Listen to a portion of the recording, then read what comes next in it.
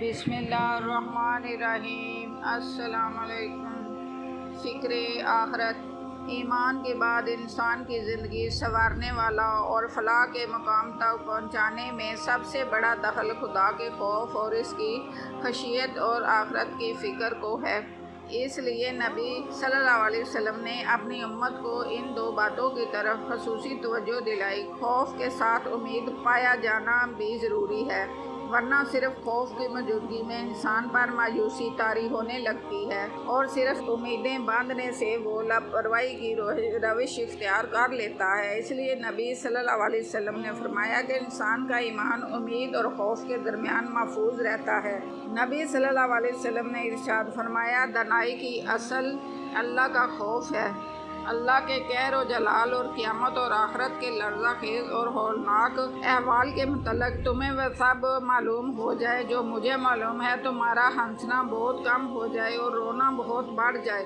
اللہ کے خوف اور ہیبت سے کسی بندہ مومن کی آنکھوں سے کچھ آنسو نکل پڑیں، اگرچہ وہ مقدار میں بہت کم، مثلاً مکھی کے سر کے برابر یعنی ایک قطرہ ہی کے بقدر ہو، وہ بہہ کر اس کے چہرے پر پہنچ جائے تو اللہ تعالیٰ اس چہرہ پر آتش دوزخ کو حرام کر دے گا۔ جب اللہ تعالیٰ کے خوف اور اس کی ہیبت سے کسی بندہ کے رونگٹے کھڑے ہوتے ہیں تو اس وقت اس کے گناہ ایسے جھڑتے ہیں جیسے کسی پرانے اور سوکھے درخت کے پتے جھڑتے ہیں۔ جس شخص کی آنکھ آنسو سے باہر آئی، اللہ اس کے بدن پر آگ حرام کر دیتا ہے۔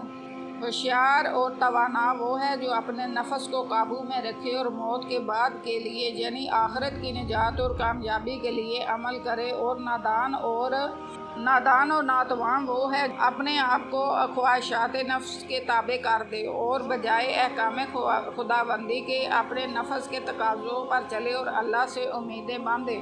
ایک اور انصاری پر خدا کا خوف اس قدر غالب ہو گیا تھا کہ ہر وقت رویا کرتے تھے۔ جب وہ آگ کا ذکر سنتے تو آنکھوں سے آنسو روا ہو جاتے۔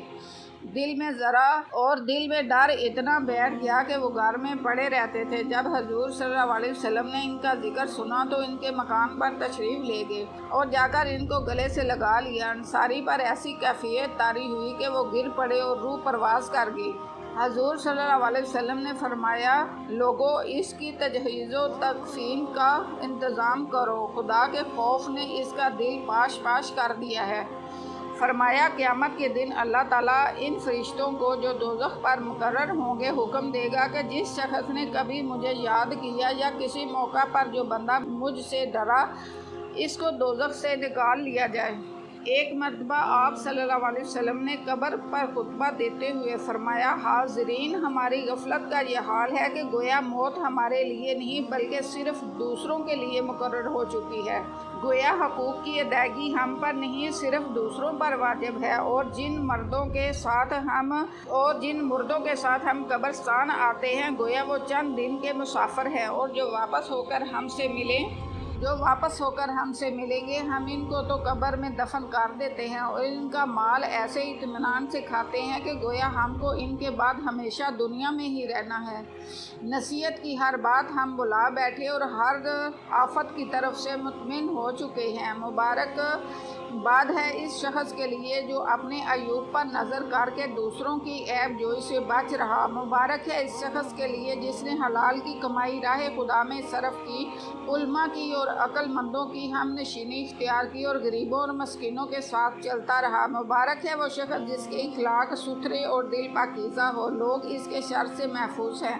مبارک ہے وہ شخص جو ضرورت سے بچا ہوا مال خدا کی راہ میں خرچ کیا کرے اور فضول گفتگو سے پرہیز کرے۔ راہ شریعت پر عمل کرنا اس کے لیے آسان ہو اور بدیت اسے اپنی طرف مائل نہ کر سکے۔ ایک مرتبہ نبی صلی اللہ علیہ وسلم نماز کے لیے باہر تشریف لائے، دیکھا کہ لوگ کسی بات پر ہنس رہے تھے۔ آپ صلی اللہ علیہ وسلم نے اسی وقت خطبہ دیا جس میں فرمایا، اگر تم لذتوں کا قطع کما کرنے والی موت کو پیش نظر رکھتے تو میں آج تم کو ہنستے ہوئے نہ دیکھتا۔ سو موت کو اکثر اپنے سامنے رکھو، کیونکہ قبروں سے ہر روز یہ آواز آتی ہے کہ میں غربت اور تنہائی کا گھر ہوں۔ خاک میں ملا کر خاک بنا دینے والا مکان ہوں، میں کیڑوں کا مسکن ہوں۔ بس جب کوئی مومن قبر میں دفن ہوتا ہے تو قبر اسے کہتی ہے مرحبا تیرا آنا مبارک ہو، میری پشت پر چلنے والوں،